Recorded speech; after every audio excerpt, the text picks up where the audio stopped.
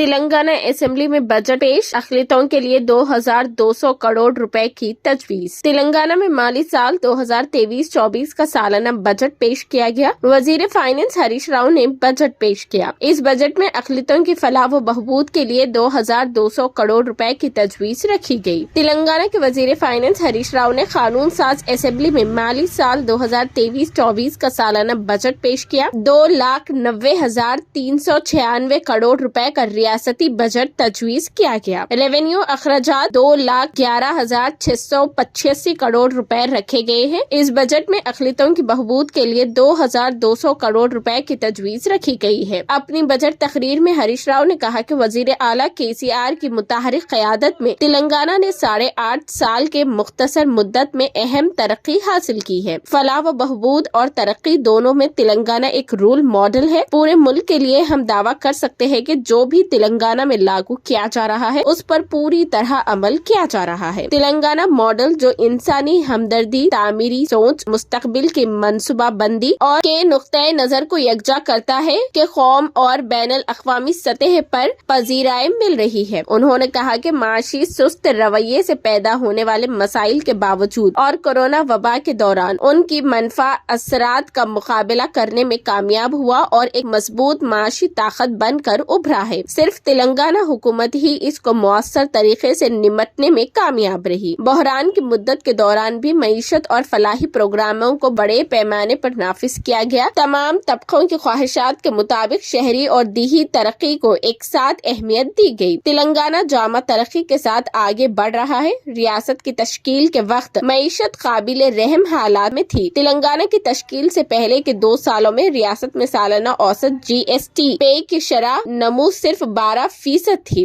GDP کی ترقی 13.4% سے کم تھی۔ ریاست کی تشکیل کے بعد وزیر اعلیٰ کے سخت مالیاتی نظم و ضبط، مؤثر اور پروگراموں کے وقت پر عمل آوری پر توجہ مرکوز کی گئی اور GSTP میں اضافہ ریکارڈ کیا جا رہا ہے۔ ریاست کی اوسط سالانہ GSPD نمو کی شرح میں 2014-15 سے 2019-20 تک 13.2% اضافہ ہوا۔ کورونا وبا نے عالمی معیشت کو بری طرح متاثر کیا۔ تلنگانہ نے مختصر مدت میں اس بحران سے نجات حاصل کی ہے۔ تلنگانہ مسلسل آگے بڑھ رہا ہے۔ تلنگانہ اعلیٰ ترقی کی راہ پر گامزن ہے۔ تلنگانہ نے تاریخ رقم کی ہے۔ اس مدت کے دوران فی کس آمدنی میں شرح 11.8% رہی۔ GDP میں تلنگانہ کا حصہ 4.1% سے بہتر ہوا۔ یہ فخر کی بات ہے کہ تلنگانہ GDP میں 4.9% کا حصہ داری کر رہی ہے۔ ملک کی ریاستوں میں تلنگانہ کی ترقی کی کارکردگی متاثر کن ہے۔ متاثر کن تلنگانہ اوسط کے ساتھ تیسرے مقام پر ہے۔ 2015-16 سے 2021 تک سالانہ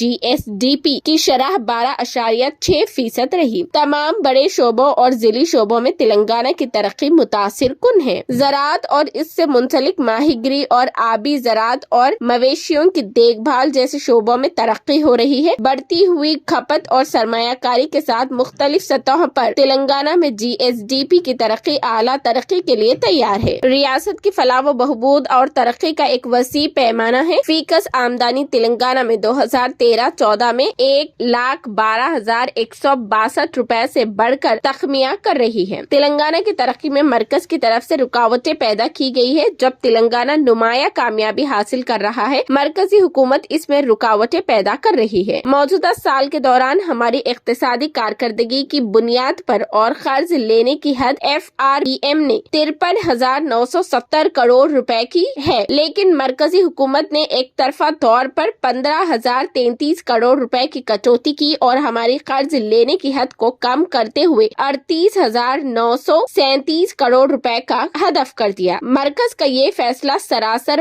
غلط ہے۔ اس قسم کی کٹوتیاں وفاقیت کی روح کے خلاف ہے۔ مرکز نے ریاستوں کے حقوق کو ختم کر دیا۔